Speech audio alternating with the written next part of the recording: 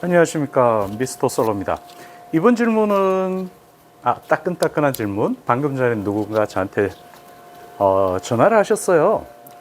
어떤 얘기를 했냐 그러면, 와 선생님, IM으로 PD를 측정을 했는데 값이 잘못 나오고 있어요. 이거 어떻게 된 걸까요? 그래서 제가 질문을 했습니다.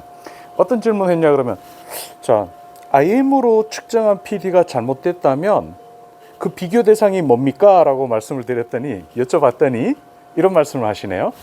AR을 찍고 PD 메타기를 찍었을 때 69가 나왔는데 IM으로 찍었더니 66이 나왔습니다. 3mm 적게 나왔으니까 이거 오류가 아닐까요?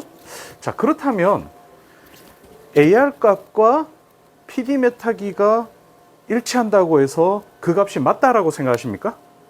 어떠세요? 자, 그렇게 생각할 수가 없겠죠. 그래서 객관적인 PD 측정의 방법을 제가 말씀을 드릴게요.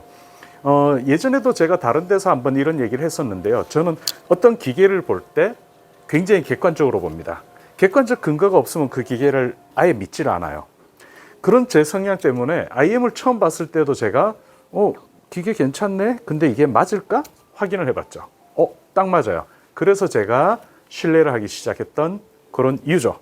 자, 이 질문은 아주 멀리 머나먼 남쪽에 있는 어떤 안경원에서도 몇 년 전에 저한테 했던 질문이에요. 제가 찾아가 가지고 저 위에 있는, 인천에서 저 밑에 있는 데까지 가서 제가 IM의 측정값이 틀리지 않았다는 걸 객관적으로 제가 보여드렸는데요. 방법은 단순합니다. 제가 안경원에서 안경사로 근무하던 시절에요, 근 한 6개월 동안 PD만 잰 적이 있어요. PD만 쟀다라는 건 다른 업무도 하지만 PD를 집중적으로 파고 들어가서 검증을 했다는 거죠. 그때 당시에 제가 찾아낸 방식이 이제 있는데요. 그걸 설명을 한번 해드릴게요. 자, PD는 왜 중요할까요? 검사 잘했어요. 잘했는데 초점이, 눈 초점하고 안경 렌즈 초점이 서로 어긋나 버리면 어떻게 돼요? 불편하겠죠. 그 자체가 오류를 일으키잖아요. 그래서 PD를 정확하게 맞춰주는 것, 즉 초점을 정확하게 일치시키는 게 정말 중요한 업무겠죠. 자, 그래서 제가 초창기에 양안시를 시작할 때 PD 재는 거에 대해서 이렇게 정리를 했습니다. 양쪽이 뚫려 있는 PD자입니다. 그죠? 근데 한쪽을 막아요. 중요한 거는 요 가운데에 선이 하나 있습니다. 제로라고 되어 있는데 이 선이 이렇게 A자형으로 이렇게 깎인 데서 한가운데 있어야 돼요. 어느 한쪽으로 치우쳐져 있으면 결과적으로 값이 안 맞습니다. 그래서 지금 요거처럼 정확하게 가운데 딱 표시가 되어 있습니다. 여기에다가 한쪽을 막습니다. 막고 측정을 하는데요. 이렇게 하는 거예요. 이때 중요한 거는요, 이렇게 직각으로 꺾여야 됩니다.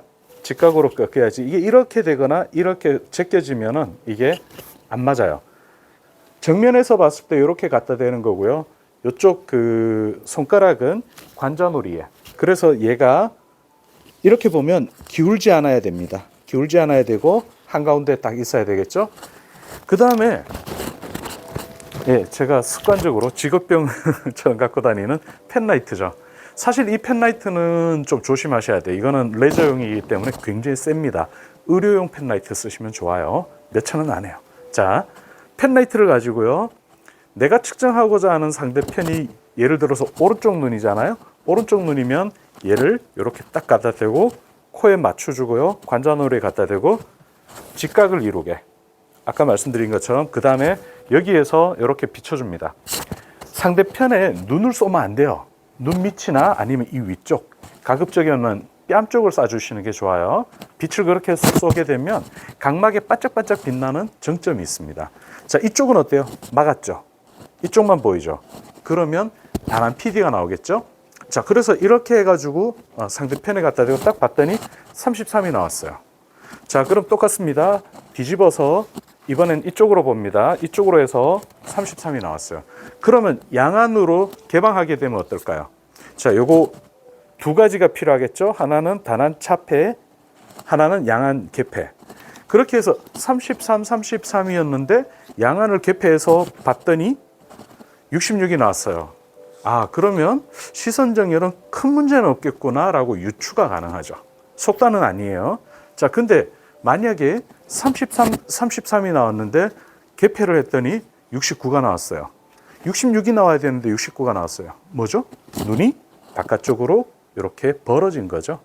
자, 그래서 지금 제가 알려드리는 PD 측정법은요, 가장 오차가 없는, 자, 설명해 드릴게요. 이렇게 해서 33, 이렇게 해서 33이 나왔다. 즉, 양안이 66이다. 근데 양쪽 다 개폐된 걸로 딱 봤더니 33, 66이에요. 차이 없어요.